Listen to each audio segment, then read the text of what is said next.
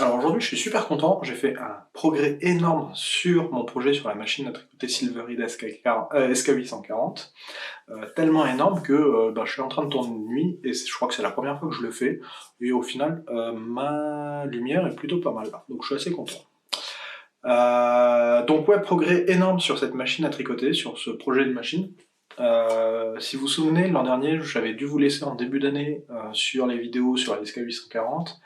J'en avais fait une d'introduction, donc dans l'introduction j'avais présenté la machine, expliqué un petit peu ce qu'elle fait, les différents points qu'elle tricote, et surtout montrer donc les différents systèmes existants pour pouvoir envoyer des motifs sur la machine à tricoter. Puisque qui dit machine à tricoter électronique dit système pour pouvoir concevoir les motifs à l'extérieur. Certains des systèmes étaient anciens, et puis d'autres comme celui-ci, le Silverlink, avec le logiciel IAB, sont encore produits aujourd'hui et permettent donc de se connecter d'un côté à la machine à tricoter et d'un autre côté en USB à la machine pour avoir un logiciel sur l'ordinateur et envoyer des motifs sur la machine. Mais si vous avez vu ma seconde vidéo sur cette machine, que j'avais dû appeler Hacking SK840, j'avais expliqué dans cette vidéo les différents problèmes que j'ai avec cette solution, certes moderne, mais qui fonctionne que sous Windows. Moi j'ai pas de Windows chez moi, donc déjà ça m'embête. Qui en plus est super cher. Je crois que au total on est aux environs des 900 € entre le logiciel, la licence du logiciel plus ce petit boîtier. Qui est un petit peu fermé, donc voilà, donc j'avais plein de petites problématiques sur ce système-là. Alors que à côté de ça, en fait, on a les machines à tricoter browser qui a un projet open source qui s'appelle IAB, donc qui permet à n'importe qui de se construire sa carte électronique. Il y a un logiciel, très très limité par rapport à DAC, mais qui fonctionne quand même bien pour pouvoir y envoyer des motifs. Et au final, c'est quand même le minimum que l'on demande à une machine à tricoter électronique, je trouve, de pouvoir avoir un projet qui soit pas exorbitant, que n'importe qui peut lancer, même sans avoir de Windows, juste pour envoyer des motifs sur sa machine à tricoter. Puisque sinon, en fait, on a la machine à tricoter, mais on peut pas y envoyer de motifs dessus. Donc c'est encore pire que... encore pire. On pourrait encore faire moins de choses qu'avec une machine à carte perforée, alors qu'elle est électronique, quoi. Donc, tout ça pour dire que je me suis lancé dans le projet un petit peu fou de rendre IAB compatible pour la machine à tricoter SK840. Et grosse avancée, c'est que j'ai enfin réussi. Quand je dis projet fou, c'est parce que ça demande beaucoup de connaissances en électronique. Heureusement, j'ai eu beaucoup d'aide dans la communauté IAB et surtout Jonathan, encore merci pour ton aide. Et derrière, en fait, le but c'est qu'on puisse utiliser le logiciel IAB tel qu'il est aujourd'hui sans avoir à faire trop de modifications dessus. Et voilà, donc pourquoi est-ce que j'ai fait une grosse avancée là dernièrement? C'est que j'ai passé la fin d'année à définir le remplacement pour ce boîtier-là. Donc je peux le mettre de côté et je peux montrer ma solution de remplacement, celle-ci. Et donc c'est ceci. Bon ok, c'est moins beau, il n'y a pas un beau packaging autour, on voit l'électronique directement et ainsi de suite, mais au moins ça a l'avantage de marcher et de coûter très peu cher. Pourquoi ça coûte très peu cher? Parce que déjà, comme pour la machine à tricoter browser, on se base beaucoup sur ce type de carte, qui est une carte de développement. Celle-ci du coup c'est un Arduino, et en gros c'est c'est un peu le cerveau de notre interface entre la machine à tricoter et notre ordinateur. Donc la machine à tricoter aujourd'hui, elle a ce type de connectique là, donc ça s'appelle un DIN 7 pins. Pourquoi 7 pins? Parce qu'en fait il y a cette connectique qui vient de se connecter au chariot et qui renvoie donc des signaux électriques dans ces différents câbles. Donc là c'est une vue un peu explosée du câble que l'on a ici. C'est juste que j'avais besoin de me construire ce petit câble là pour référencer mes différents signaux. On voit les étiquettes. Donc comme ça sur chacun des câbles je sais exactement ce que ça fait. Voilà, donc quand je disais ce cerveau, c'est qu'en fait, ce cerveau, le but, c'est que d'un côté, on ait ces différentes connectiques électriques qui arrivent, et d'un autre côté, on a un câble USB, il est de ce côté-là, voilà, qui vient se brancher en USB à notre ordinateur. Et donc, comme ça, notre ordinateur va connecter avec cette carte, va se connecter avec cette carte, envoyer les différents motifs. Cette carte va lire les signaux électriques de notre chariot, va pouvoir également envoyer des signaux à notre chariot en fonction du motif qu'elle aura lu. Par exemple, en fonction du motif, il va falloir dire si je veux sélectionner telle ou telle aiguille. Donc j'avais fait un premier prototype en début d'année. J'avais pas dû le montrer trop, je pense, parce que j'en étais pas bien fier. Avec ce type de carte. On voit il y a des câbles, d'ailleurs je crois qu'il m'en manque quelques-uns. Donc ouais, c'est pas bien beau. Mais j'avais pu faire un petit prototype, au moins pour valider que, en théorie, tout pouvait fonctionner, que j'avais bien compris le fonctionnement de la machine. Ça avait marché, j'étais content. Mais derrière, en fait, je pouvais pas juste documenter, dire comment faire cette carte un petit peu merdique, hein, faut l'avouer. Surtout que j'avais des connexions qui étaient pas bonnes, j'avais des petits bugs par-ci par-là, donc il fallait quand même venir avec une solution un petit peu plus pérenne et plus facilement reproductible. Et c'est là que, du coup, je fais ma transition. J'ai passé pas mal de temps en fin d'année à définir une carte électronique bien jolie, bien propre, qui permette de faire ce que j'ai envie de faire. Donc, premier but de cette carte, c'est de venir pouvoir se connecter directement au câble de notre machine à tricoter. Donc là, on a le port qui permet de recevoir directement le câble de la machine à tricoter. Hop. Voilà. Nickel. D'un autre côté, du coup, il faut qu'on puisse se connecter à notre Arduino, notre cerveau. Et donc pour ça, il y a les petits pins qui sont en dessous, et hop, on s'intègre directement. Il y a tout un tas de chemins en fait à l'intérieur de notre circuit imprimé. Là, si je prends une carte sans les composants, on voit un petit peu les chemins, on voit par où les circuits électriques passent. Est-ce qu'on le voit sur la vidéo? J'espère que oui. Oui, on voit les chemins. On dirait qu'il y a un ver de terre qui passe à certains endroits. C'est pas un ver de terre, du coup c'est les différents chemins par lesquels les signaux électriques passent. Ouais, c'est ça. Et du coup, ça permet de tout connecter ensemble. Il y a quelques éléments en plus qui étaient nécessaires de gérer aussi sur cette carte, parce que en fait, le chariot, une des complexités du chariot, c'est que à l'intérieur, pour pouvoir sélectionner les aiguilles, donc les avancer plus ou moins loin, en fait, il y a un électroaimant à l'intérieur, donc un aimant qui va venir tirer l'aiguille, sauf que cet aimant, il va être actionné par de l'électricité, et l'électricité, pour faire fonctionner ces aimants, on a besoin qu'il y ait beaucoup de courant. C'est pas juste notre USB par l'Arduino qui va pouvoir alimenter ces électroaimants. À la place, en fait, on a une alimentation 16 volts qui doit être faite. Mais le problème de cette alimentation 16 volts, c'est qu'on n'a pas envie que notre chariot soit constamment alimenté en 16 volts. Parce que déjà, ça peut être risqué, parce que ça va faire chauffer les électroaimants même quand on n'en a pas besoin. Et puis, ça risque de consommer trop d'électricité pour rien. Donc à la place, ce que j'ai voulu faire comme système, c'est que les électroaimants s'activent, donc le 16 volts, il passe dans le chariot uniquement quand on en a besoin.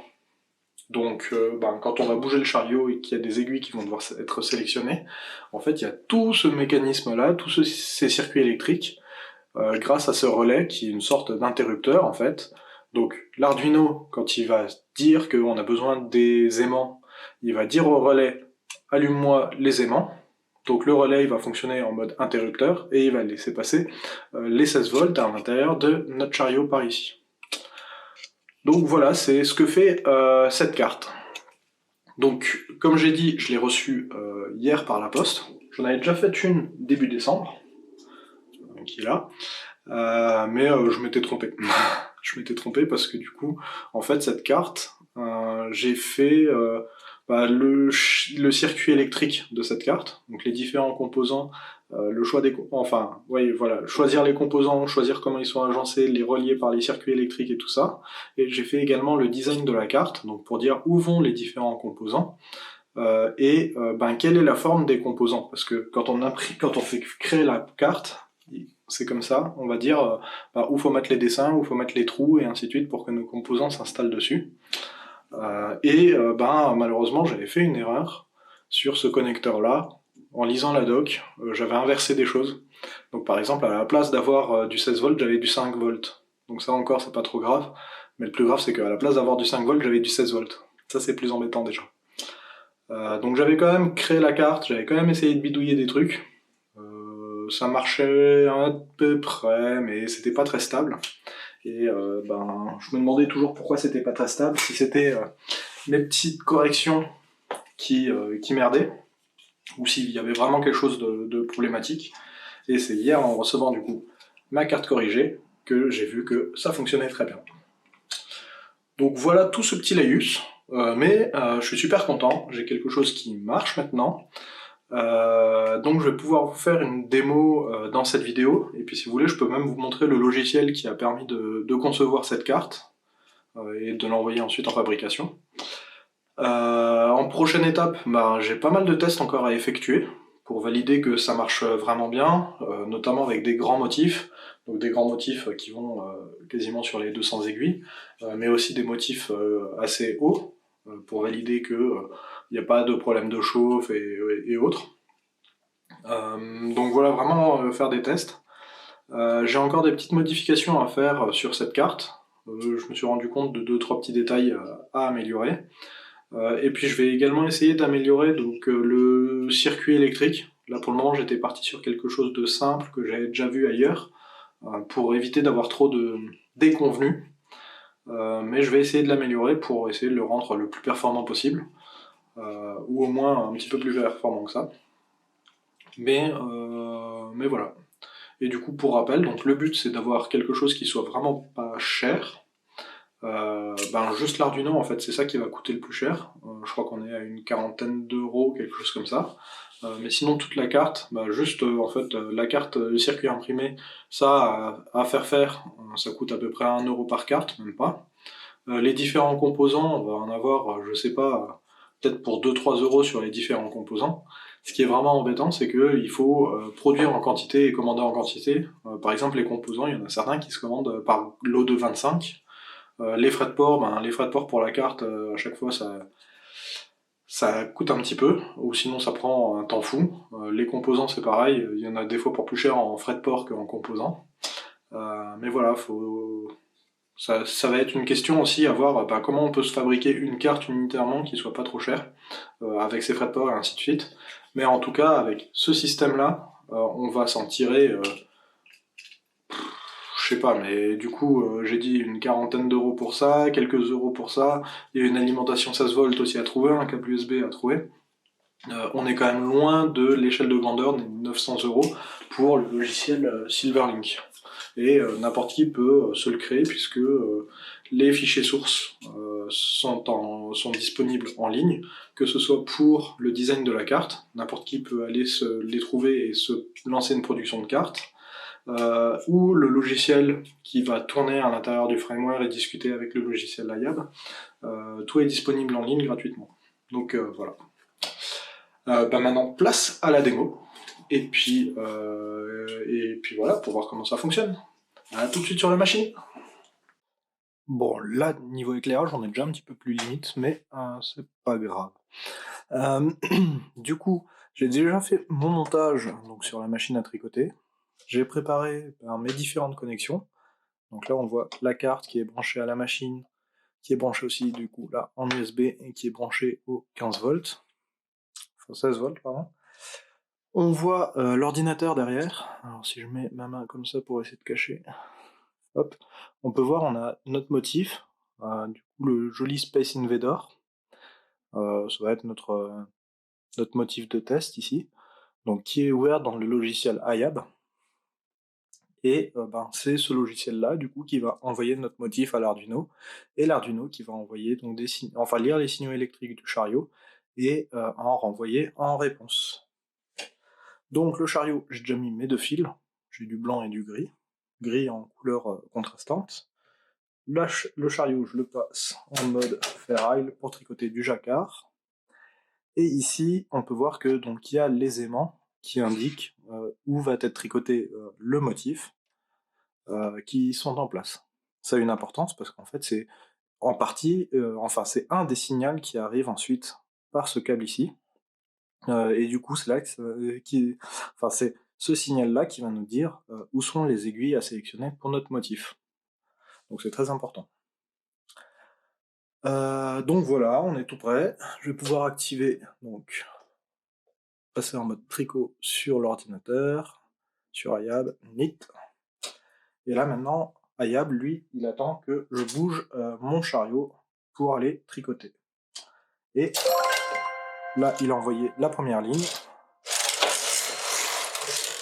Et du coup, j'ai tricoté la première ligne. Derrière, on entend le bip à chaque changement et à chaque envoi de nouvelles lignes.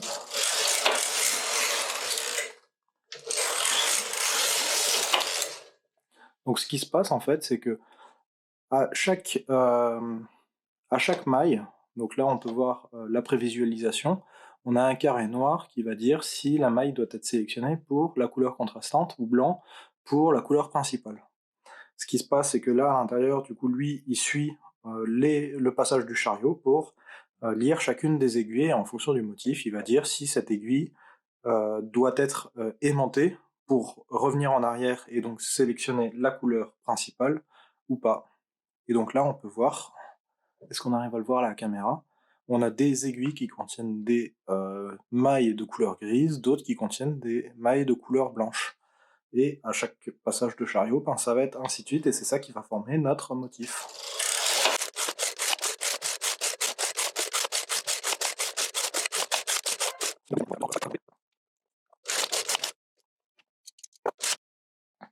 Et tada, on a notre motif qui a été tricoté parfaitement. Faut que je dis parfaitement, est-ce qu'on a une erreur? Non, ça semble pas mal, hein, on n'a pas d'erreur. Là, sur le côté, on a... Ah si, tiens, on a peut-être des petites erreurs là dans cette colonne, mais... Ouais, à voir. Pareil de l'autre côté, un peu limite. Mais en tout cas, on a quand même un joli motif. Donc le système a bien fonctionné, c'est parfait. Et du coup, je voulais vous montrer le logiciel avec, qui m'a permis de définir la carte. Donc là, ici, par exemple, ça c'est mon schéma électrique, où on peut voir les différents composants. Donc là, on reconnaît le DIN 7 pin. Là, on a les différents ports de l'Arduino. Donc on sait sur quel pin de notre DIN est connecté à quel port de l'Arduino.